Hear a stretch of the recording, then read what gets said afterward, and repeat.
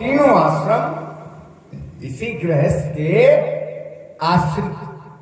गृहस्थ अपने गृहस्थ धर्म की मर्यादा का पालन करता है और तीनों आश्रमों का ध्यान भी रखता है। ये सबसे बड़ा ज्येष्ठ और श्रेष्ठ आश्रम इसीलिए कहा गया है। ध्यान दीजिएगा, हमारे यहाँ चाणक्य बहुत अच्छे मनीषी भी है, चाणक्य जिनका नाम था।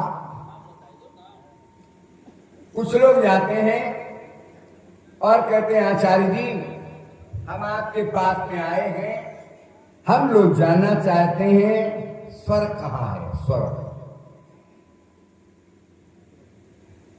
तो आचार्य चाणक्य एक श्लोक की रचना की और उसमें लिखते हैं स्वर्ग की परिभाषा। कहते हैं सानंदम सदनम सुता चा सुधिया कांता प्रियाला अपनी आज्ञा परा सेवका।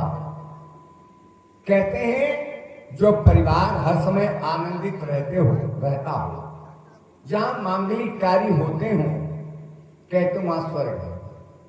सानंदम सदनम और सानंदम सदनम और हमारी संतान कैसी हो, आज्ञाकारी हो। तो हमारे नौकर कैसे हो, संतान माता पिता की आज्ञाकारी अनुप्रता। भी आप सुन रहे थे, पिता यदि वेद का व्रती है तो संतान भी उस पिता की अनुप्रति हो जाए। सानंदम सदनम सुताचा सुधिया, संतान अच्छी बुद्धि वाली हो। धी कहते बुद्धि सूख सर लगाए, अच्छी बुद्धि वाली हो। कांता प्रिया लापनी, पत्नी जो है मृदुभाषिणी हो, कटुता का प्रयोग न करे। और नौकर आज्ञा परासेव का, आपके नौकर कैसे हो, आज्ञाकारी हो। जहां ऐसा परिवार है कहते हैं वहीं पे स्वर्ग है।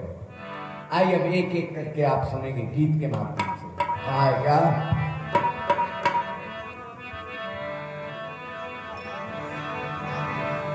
आदर्श वही परिवार है जो वेद रीत अपनाता।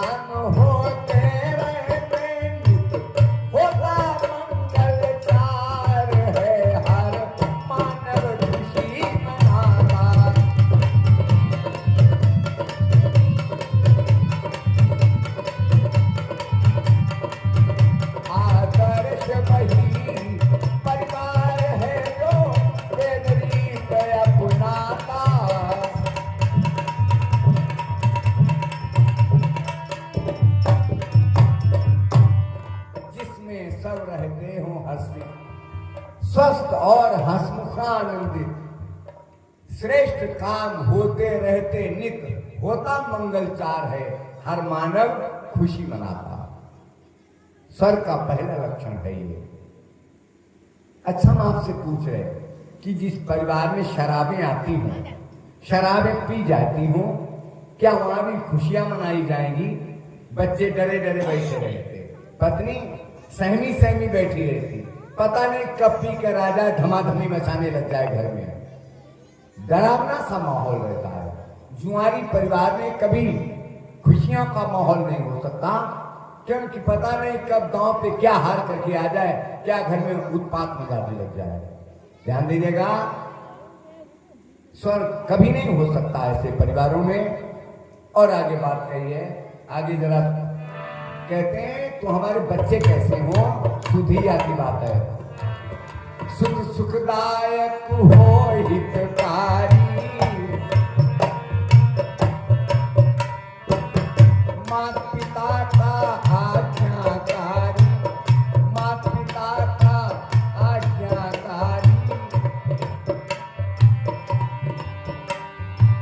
धीर वीर मर्यादा धारी, धीर वीर मर्यादा धारी, इसका सदयाचार है कुल का यश मान बढ़ाता।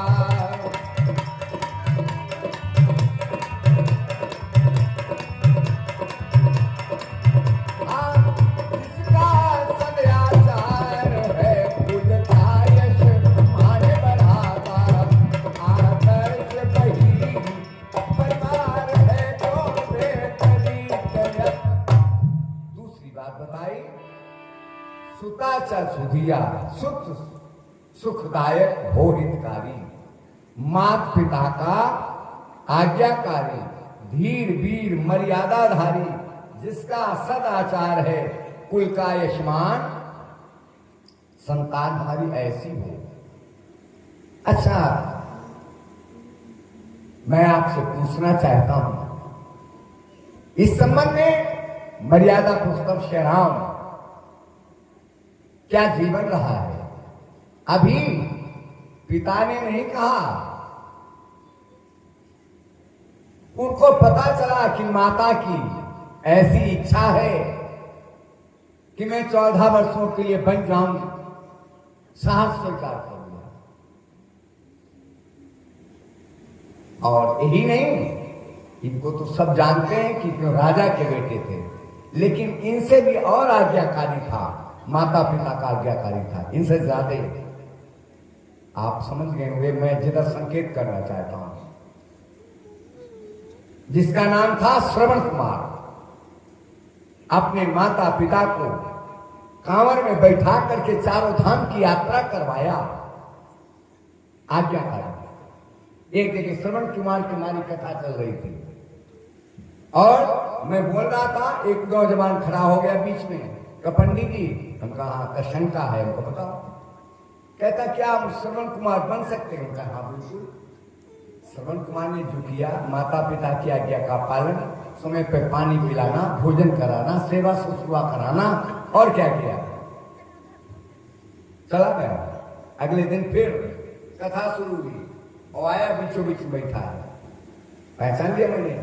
और जब बीचों बीच कथा पहुंची फिर खड़ा हो गया कि पंडित जी क्षमा कीजिएगा, अच्छा सही बता दो, नाराज न होना, क्या हम श्रवण बन जाएंगे? हमका पागल हो गए क्या तुम? कल भी वही प्रश्न, आज भी वही प्रश्न है। अरे जो उसने किया तुम भी करो, अपने माता पिता की सेवा आज्ञाओं का, यही तो किया था, वो नया काम किया था, चला गया। तीसरे दिन पूर्णाहुति वाला दिन आया, फिर आकर के बैठा और उस कथा समापन पे फिर खड़ा हो गया। तो पंडित जी नाराज न होना, हमको तुम पागल हो गए हो लगता है, आखिर 3 दिन से तुम्हें क्या बात बताओ ना। कहता हम सही सही बताओ, क्या हम श्रवण बन जाएंगे? श्रवण कुमार, हमको तुम्हें शंका है क्या, इसीलिए तो पूछ रहा हूं, हमको क्या शंका है? कहा ये बताओ, आप कहते श्रवण कुमार बन जाओगे? श्रवण कुमार के माता पिता अंधे थे, हमारे माता पिता की आंखें हैं, तो श्रवण कुमार कैसे बन जाएंगे? हम कह जाओ आंखी फोड़ दो जाए तब बन जाइए। ये आलम है इन हमारे नौजवानों का। बोलो किस प्रकार से कल्याण को कौन समझाने के लिए आएगा? आर्य समाज तो उनको प्रतिवर्ष इस समझाने के लिए आता है। तो हमारे संतान के शुद्ध सुखदायक हो, माता पिता की आज्ञाकारी, धीर भी मर्यादाधारी, जिसका। और आइए तीसरा नंबर आप लोगों का आ गया है, तीसरा भी नंबर है, जरा ध्यान देना क्या है, ध्यान देना। आगे क्या है? अगला स्वर का मीटर है।